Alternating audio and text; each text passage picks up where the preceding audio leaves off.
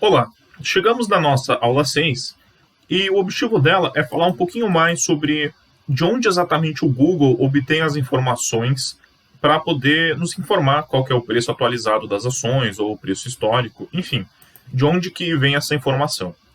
Então, lembrando, né, se a gente colocar o igual e a fórmula Google Finance na sequência, e aí colocar o código de alguma ação, digamos, Itaú Unibanco ITSA4, fecha aspas, fecha a fórmula. O simples fato de eu colocar a fórmula aqui já vai aparecer esse aviso de responsabilidade aqui embaixo, né? Se você perder dinheiro, não é culpa minha. E se você clicar aqui nesse link exoneração de responsabilidade, ele tem um disclaimer bem interessante que mostra para cada bolsa de valores de onde exatamente vem a informação que está sendo mostrada ali no Planilhas Google. E não só isso, como também qual que é o tempo de atraso. Então, por exemplo, bolsas. Os valores de fechamento são fornecidos pela Morningstar, que é uma das empresas financeiras e de serviços mais famosas que tem aí no mundo. Os dados de transações corporativas são fornecidos pela Thomson Reuters.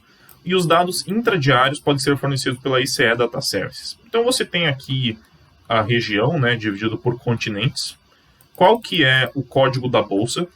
Isso aqui vai ser importante depois, quando a gente começar a construir as primeiras fórmulas, mas eu explico em outro mais à frente. Então, qual que é o código da bolsa? Qual que é a descrição da bolsa, né? Então, no caso do Brasil, BVMF AB3, Bolsa de Valores do Brasil e Mercado de Balcão.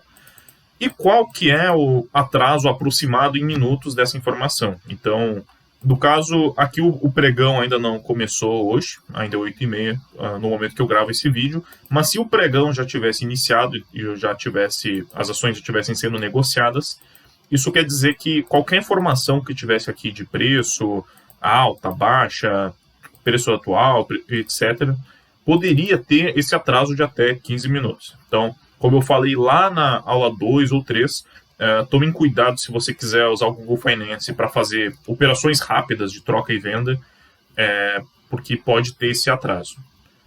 Então, BVMF, Bolsa de Valores. Aí aqui tem várias outras bolsas também, né? Lembrando que em alguns países, como os Estados Unidos, pode ter mais de uma bolsa de valores dentro do mesmo país. Então, código da bolsa, qual que é a descrição. O tempo de atraso, aqui tem em tempo real, mas com o asterisco, né, de pode ser que não esteja tanto em tempo real assim. Os dados de preço em tempo real representam negócios realizados na Nasdaq e NYSE, Bolsa de Nova York. As informações de volume e os dados de preços para negócios não realizados nessas bolsas são consolidados e apresentados com atraso de 15 minutos. Então, pode ter em tempo real, mas pode dar algum probleminha mesmo, especialmente se for algo relacionado ao volume de negociação. Então, aqui tem várias outras bolsas também. Então, ali em cima, as bolsas da América, aqui está as bolsas da Europa, aqui informações também de se está em tempo real ou se tem atraso de alguns minutos. Lembrando que, por via das dúvidas, sempre pode dar uma pequena intermitência, né, algum atrasozinho, mesmo nessas bolsas que, na teoria, é em tempo real. Aqui, dados de fundos mútuos, que são fornecidos pela Morningstar. Lembrando que esses fundos mútuos é diferente de um fundo comum. Então, por exemplo, eu posso ter um fundo no Brasil, mas que não vai ser um fundo mútuo, né? Eu não vou botar esse código MUTF, eu vou botar o código BVMF de Bolsa da Brasileira. Mas eu vou falar um pouco disso mais à frente. Mas aqui, basicamente, dados de fundos mútuos, índices. Então, aqui tem o Index BVMF, então o índice da Bolsa de Valores brasileira. Embora essa parte de índices, pelo menos do Brasil, não foi necessária. Aqui em cima eu botei o código do IBOV e ele puxou normalmente preço de abertura, alta e baixa. Então não precisei colocar esse Index BVMF. Aqui questão de tempo de atraso dos índices, né? Então quanto tempo pode levar. Aqui é uma parte de obrigações, né? Bonds, que tem também, se você estiver mexendo com esses títulos dos Estados Unidos. E a parte de moedas, aqui eles têm um código da bolsa, né? Que no caso não é bolsa, mas é um código que, assim como se você coloca uma ação brasileira, né? Você tem que dizer, é a bolsa BVMF com a ação a MER3. Então, se você estiver colocando uma moeda, na teoria você pode colocar currency ou cryptocurrency e depois qual a moeda que você quer, embora não seja necessário, e eu vou explicar mais à frente por quê.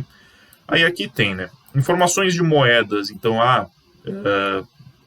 dólar real, por exemplo, é a Morningstar que vai estar fornecendo, com atraso de até 3 minutos, e informações de criptomoedas, que o Planejo Google funciona normalmente para criptomoedas também. Aí tem a diferença que quem fornece informação é a Coinbase, que aí é uma exchange famosa do meio de cripto, com esse atraso de 3 minutos também. Então aqui o resto do aviso de responsabilidade, né? Mencionando que pode ter o atraso, que às vezes pode dar erro, que às vezes alguma informação pode não vir. Então não tem. E aqui também um outro aviso, né, de que o Google não garante a exatidão das taxas de câmbio, então tu pode ver uma taxa de câmbio ali, mas se for efetivamente negociar a moeda, né, tá alguns centavos acima, alguns centavos abaixo.